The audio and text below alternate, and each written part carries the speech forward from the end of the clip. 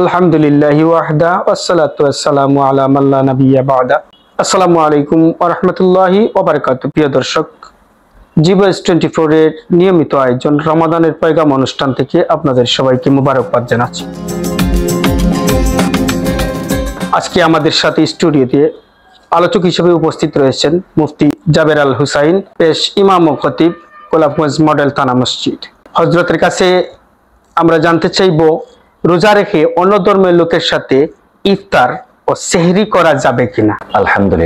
আলহামদুলিল্লাহ রাব্বিল আলামিন, আসসালাতু ওয়াসসালামু আলা সাইয়্যিদিল মুরসালিন ওয়া আলা আলিহি ওয়া আসহাবিহি আজমাইন, আম্মা বা'দ, ফাআউযু বিল্লাহি মিনাশ শাইতানির রাজীম, বিসমিল্লাহির রহমানির রহিম। অত্যন্ত গুরুত্বপূর্ণ একটি প্রশ্ন আমাদের সামনে উপস্থিত হয়েছে। প্রশ্নটি হচ্ছে যে রোজা রেখে অন্য ধর্মের লোকদের সাথে ইফতার ও সেহরি করা যাবে কিনা।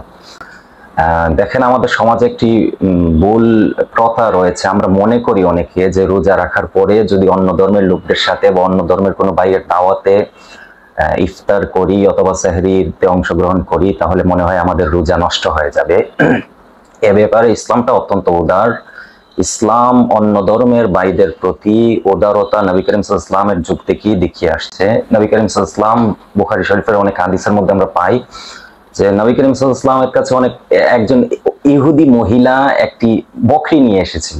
নবী করিম সাল্লাল্লাহু আলাইহি ওয়াসাল্লাম কিন্তু ওই মহিলার প্রদানকৃত বকরির থেকে আহার করেছেন। সুতরাং বোঝা যায় যে অন্য ধর্মের লোকরা কোনো কিছু দিলে তা খাওয়া যাবে, কোনো সমস্যা নাই। এবং রোজাদার যদি অন্য ধর্মের কোনো লোকের সাথে ইফতার করে, তাহলে এতে তার রোজার কোনো সমস্যা হবে না।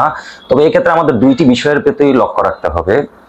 বিষয় হচ্ছে, এক নম্বর যে দেখতে হবে ওই অন্য ধর্মের ভাই যে কুরবানি করেছে, জবাই করেছে পশু, ওই জবাইকৃত পশু থেকে কোনো কিছু আহার করা যাবে না, কারণ সে তো আল্লাহর নাম নিয়ে কোনো কিছু জবাই করবে না।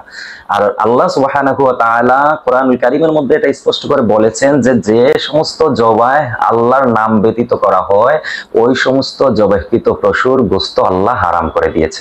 সুতরাং এই দিকটা আমাদের খেয়াল রাখতে হবে, যেন অন্য ধর্মের ভাইয়ের যে দাওয়াত খেতে আমরা যাব বা দাওয়াতে অংশগ্রহণ করব, অন্য ধর্মের ওই বাইয়ের জবাইকৃত কোনো পশুর গোশত যেন আমরা আহার না করি, এদিকে আমাদের খেয়াল রাখতে হবে।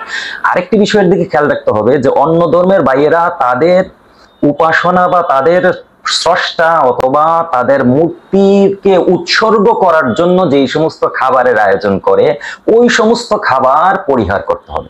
এই দুইটি দিক একটু লক্ষ্য রেখে আমরা কিন্তু অন্য ধর্মের বাইয়ের দাওয়াতে অনায়াসে অংশগ্রহণ করতে পারবো, এতে রোজার কোনো সমস্যা হবে না। আসসালামু আলাইকুম ওয়া রাহমাতুল্লাহ। অত্যন্ত সুন্দর আলোচনার জন্য হযরতকে মুবারকবাদ জানাচ্ছি। প্রিয় দর্শক, পরবর্তী অনুষ্ঠান দেখার আমন্ত্রণ জানিয়ে এই মুহূর্তে বিদায় নিচ্ছি। আসসালামু আলাইকুম ওয়া রাহমাতুল্লাহি ওয়া বারাকাতুহু।